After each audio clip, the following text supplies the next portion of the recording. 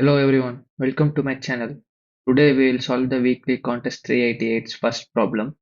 It's a pretty easy problem, I guess, but it slightly looks twisted. So the question is that we have a array which has like the number of apples in each pack. So it goes on like 1, 3, 2 as shown in the first example. And we have an array called capacity, which shows capacity of boxes and capacity of I shows how much apple it can store.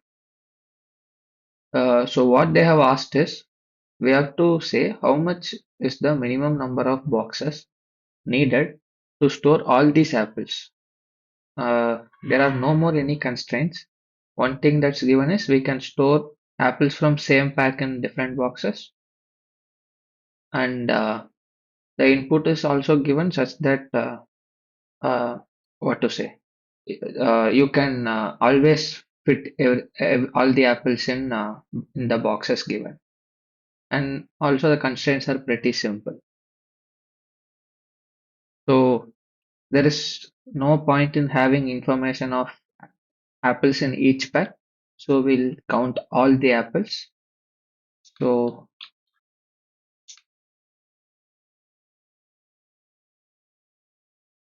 if we iterate through this apple array and increase count, now this count variable stores total number of apples.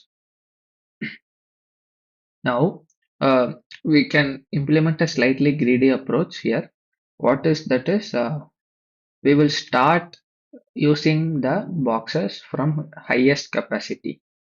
Why this is, since we need only minimum number of boxes, it is always optimal to choose boxes with highest capacity over boxes with capacity less than that.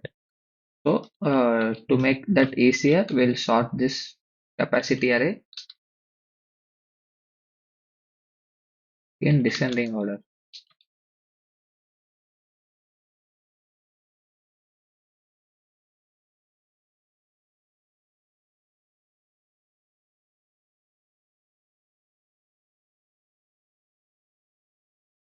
Now we'll have an answer variable to count number of boxes we are using and a total capacity of the boxes so far. Now let's iterate through this descendingly sorted capacity array.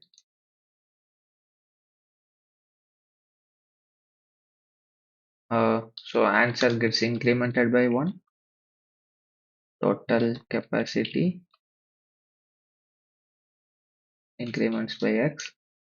Now this total capacity, if it's greater than or equal to uh, the count of apples, it is safe to say we have enough boxes to hold all these apples.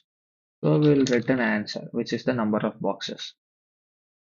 Since of this constraint, there won't be any need to that the function will always return inside this for loop.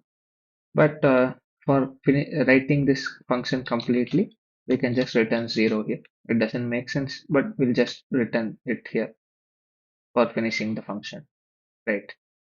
So if you don't get this greedy approach, uh, here's a small explanation.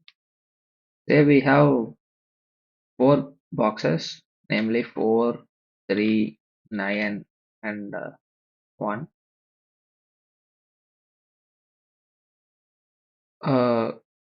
Say what is the maximum capacity that can be held with 2 boxes? It is 4 plus 9 equal to 13, which is always greater than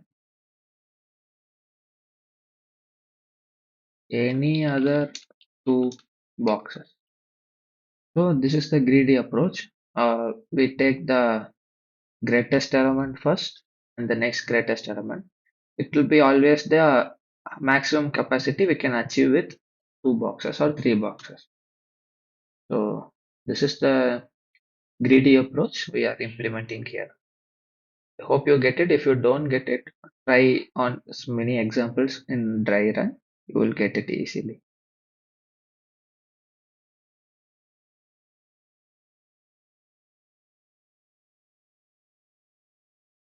Yeah, it works. Let's submit it.